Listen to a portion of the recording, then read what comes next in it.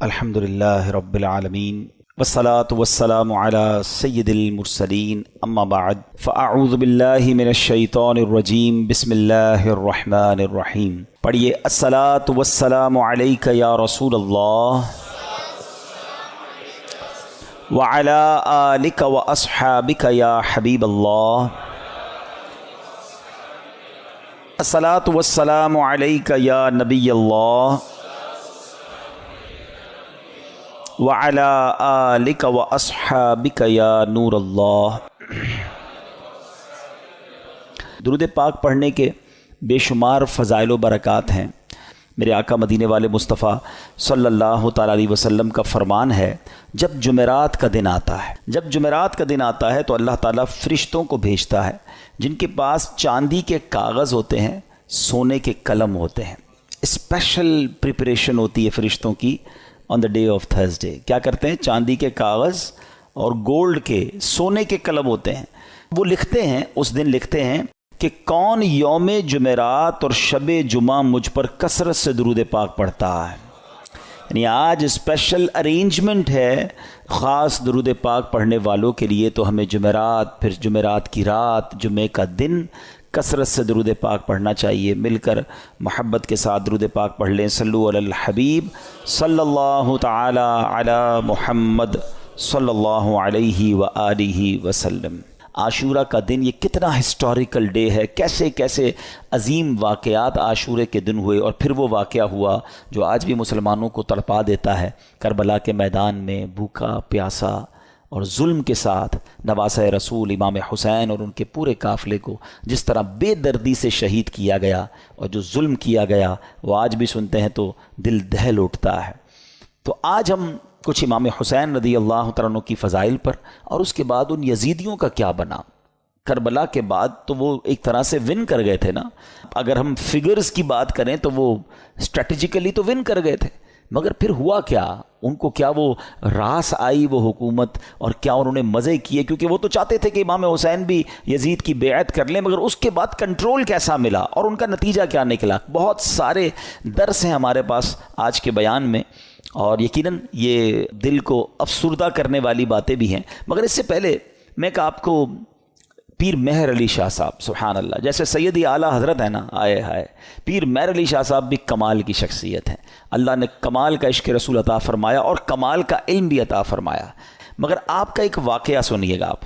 ایک بار ایک پادری آپ کے پاس آیا، عیسائیوں کا پادری تھا، اور وہ کہتا ہے کہ قرآن پاک میں آپ کا دعویٰ یہ ہے کہ تمام چیزوں کا ذکر ہے، ہر بات کی اس کے اندر جو ہے وہ ڈیٹیل موجود ہے، تو امام حسین تو آپ کے نبی کے نواسے ہیں، اور اسلام کی خاطر اتنی بڑی قربانی دی، کربلا کے میدان میں سب کچھ لٹا دیا، لیکن ان کا ذکر تو قرآن مجید میں موجود نہیں ہے۔ پیر مہر علی شاہ صاحب سے وہ کہتے ہیں، پیر مہر علی شاہ صاحب نے اس انگریز کا، اس پادری کا یہ اطمینان کے ساتھ اعتراض سنا، اور آپ نے کہا کہ کیا آپ نے قرآن پورا پڑھا ہے؟ وہ پادری کہتے ہیں، ہاں میں نے پورا قرآن پڑھا ہے، اور قرآن میں اپنی جیب میں رکھ کے گھومتا ہوں، جو بکلیٹ تھی قرآن کی وہ ساتھ ہی رکھتا تھا۔ تو آپ نے فرمایا، اچھا ایسا کرو کہ قرآن پڑھو میرے سامنے، تم کہتے ہو ذکر نہیں ہے، میں تمہیں بتاتا ہوں کہاں ذکر ہے، قرآن پڑھو۔ کہاں سے پڑھوں گا؟ کہیں سے بھی پڑھو، قرآن جدھر سے بھی پڑھنا ہے پڑھو۔ وہ پادری حیران ہو گیا۔ اب قرآن اسٹارٹ کرنے سے پہلے اس نے پڑھی بسم اللہ الرحمن الرحیم۔ پیر مہر علی شاہ صاحب نے کہا بس رک جاؤ، بسم اللہ الرحمن الرحیم پڑھی ہے نا، تو اب غور سے سنو۔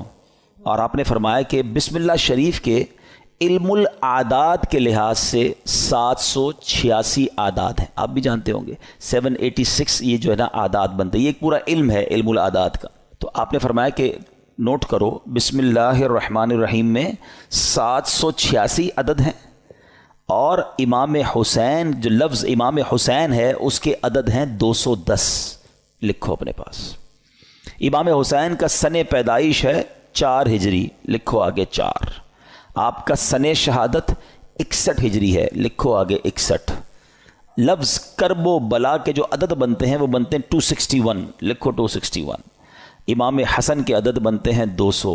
امام حسن کا شہادت جو سن ہے وہ ہے 50 ہجری۔ اب ان سب کو ٹوٹل کرو، جب اس نے ٹوٹل کیا تو اس کا رزلٹ بھی 786 آتا ہے۔ ہمارے علماء کا علم دیکھو.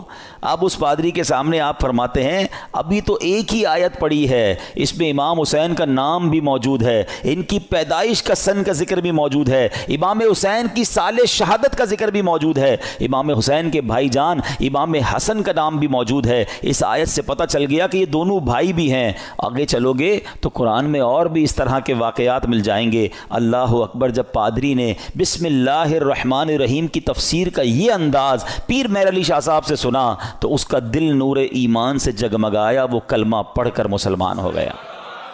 یہاں پر علم قرآن اور علماء کرام کو اللہ پاک نے کیسا مقام دیا ہوا تھا یہ بھی ہمیں سیکھنے کو ملتا ہے. اور سبحان اللہ, پھر نگاہ ولی میں وہ تاثیر دیکھی, بدلتی ہزاروں کی تقدیر دیکھی. اچھا پھر آگے یہاں پر یہ بھی یاد رہے یہ تو ایک علم العادات کے ذریعے جواب تھا, ورنہ بسم اللہ شریف کے اندر کیا کچھ موجود ہے. مولا علی شیر خدا کرم اللہ تعالی وجہ الکریم, آپ پتہ ہے کیا ہے, آپ باب صلی اللہ کہلاتے ہیں. ہم نے منقبت میں سنا نا, وہی جن کو باب صلی اللہ کہیں. باب صلی اللہ کا مطلب کیا ہے؟ آقا فرماتے ہیں, حدیث پاک کا مضمون ہے, میں علم کا شہر ہوں اور علی اس کا دروازہ ہے, یعنی باب ہے اس شہر کے. تو آپ فرماتے ہیں کہ اگر میں چاہوں تو بسم اللہ کی تفسیر سے 70 اونٹ بھر دوں. یعنی اس کا مطلب یہ ہوا کہ اتنے کاغذوں پر اتنی بکس بن جائیں گی تفسیر کی, صرف بسم اللہ شریف کی, کہ 70 اونٹوں پر اس کو رکھا جائے گا تب جا کر کمپلیٹ ہوگی. تو یہ ہے قرآن اور یہ ہے علم القرآن جو ہمارے اسلاف کو معلوم تھا. مگر آج ہم قرآن سے بہت دور ہیں, ہم قرآن پڑھتے نہیں ہیں. اچھا یہ تو ایک فی البدی جواب تھا پیر مہر علی شاہ صاحب کا کہ جناب علم العادات سے یہ ذکر کیا, مگر قرآن مجید فرقان حمید میں اہل بیت اطہار کا صراحت کے ساتھ اور سبحان اللہ گویا ان کی شان اور ان کی منقبت قرآن بیان کرتا ہے. کتنی خوبصورت ایک آیت ہے قرآن پاک کی, پارہ 22 ہے, سورہ احزاب, آیت نمبر ہے 33. اللہ قرآن میں ارشاد فرماتا ہے انما یرید اللہ لیذھب عنکم الرجس اہل البیت ویطہرکم تطہیرا. ترجمہ, اے نبی کے گھر والوں, اللہ تو یہی چاہتا ہے کہ تم سے ہر ناپاکی دور فرما دے اور تمہیں پاک کر کے خوب صاف ستھرا کر دے.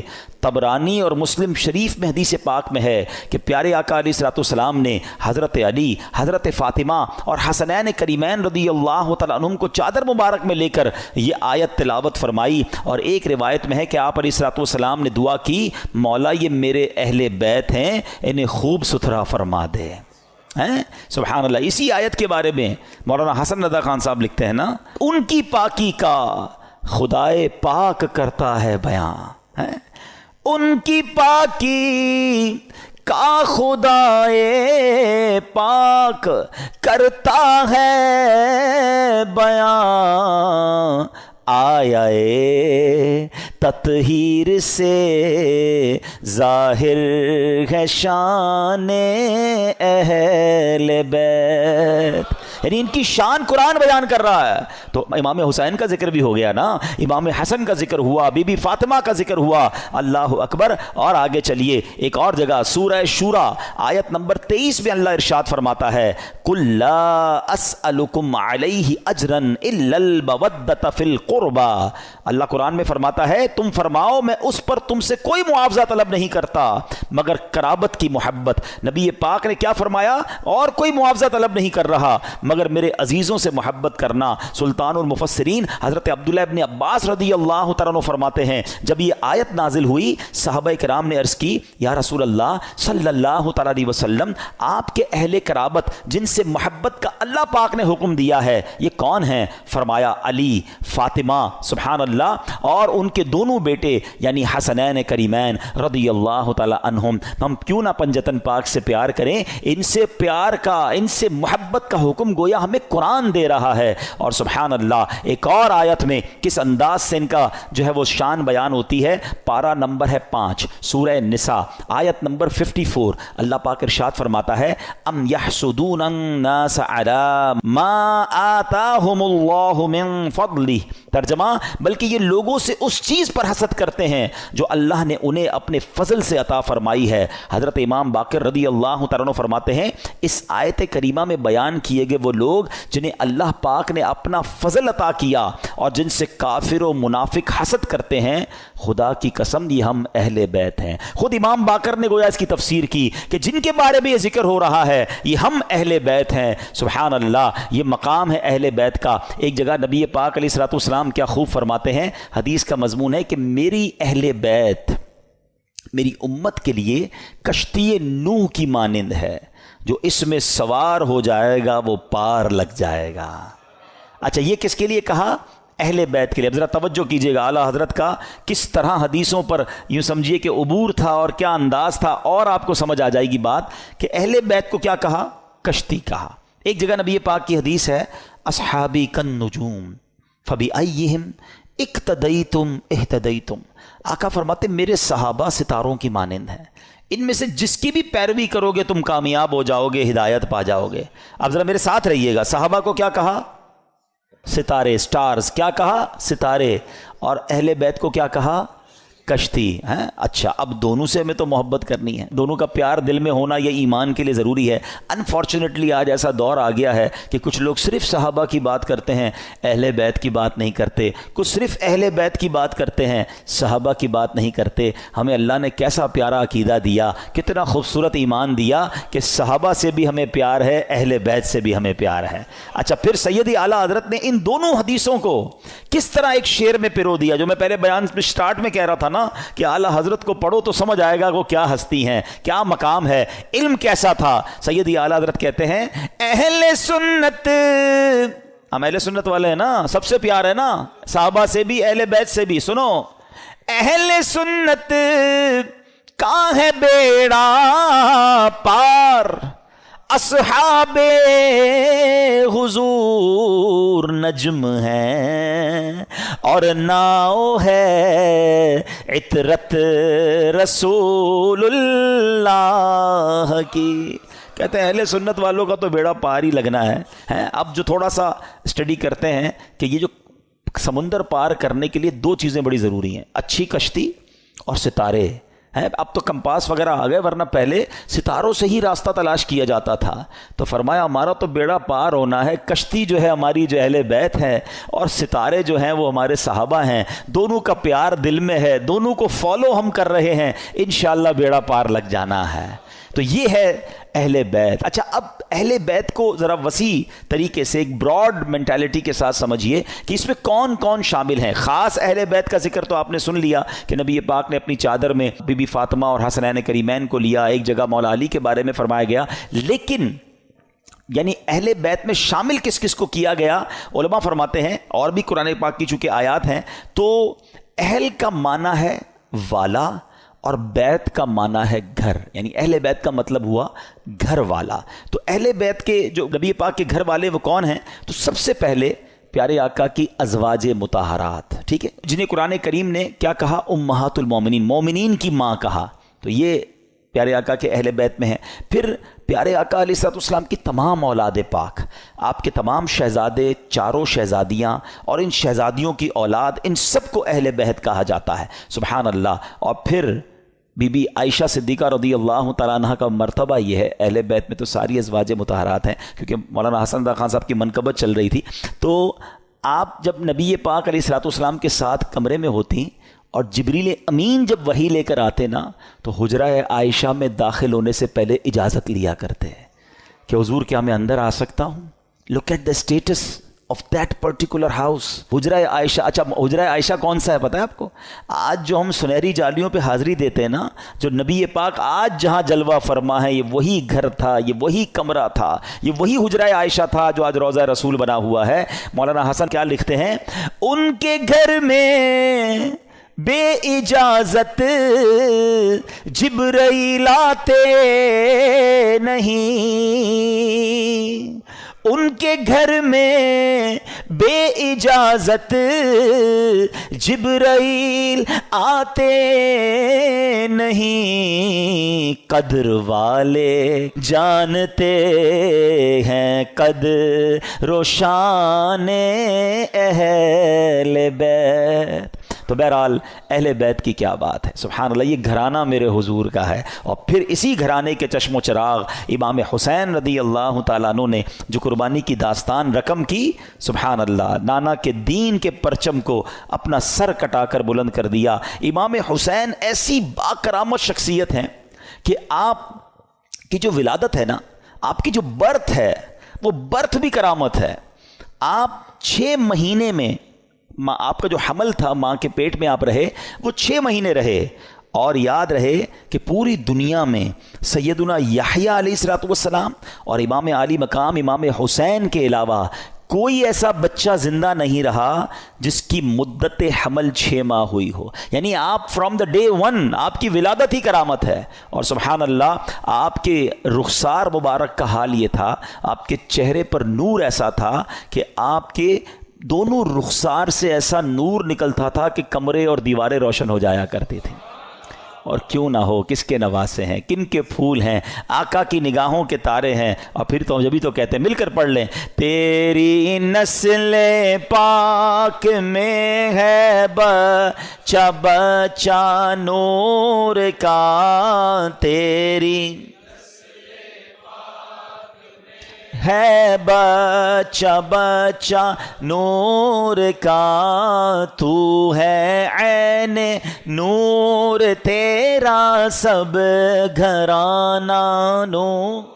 سبحان اللہ۔ اب یہ جو امام حسین رضی اللہ تعالیٰ عنہ جب کربلا کے لیے روانہ ہوئے نا، تو آپ سے مزید کرامتوں کا ظہور ہوا، اور علماء کہتے ہیں یہ جو کرامتیں تھیں نا، بیسیکلی یہ اتمام حجت کے لیے تھیں، مزید ان کو سمجھانے کے لیے تھی کہ دیکھو میں کون ہوں، میرے ساتھ کیسے معاملات ہو رہے ہیں، مجھ پر ظلم نہ کرو۔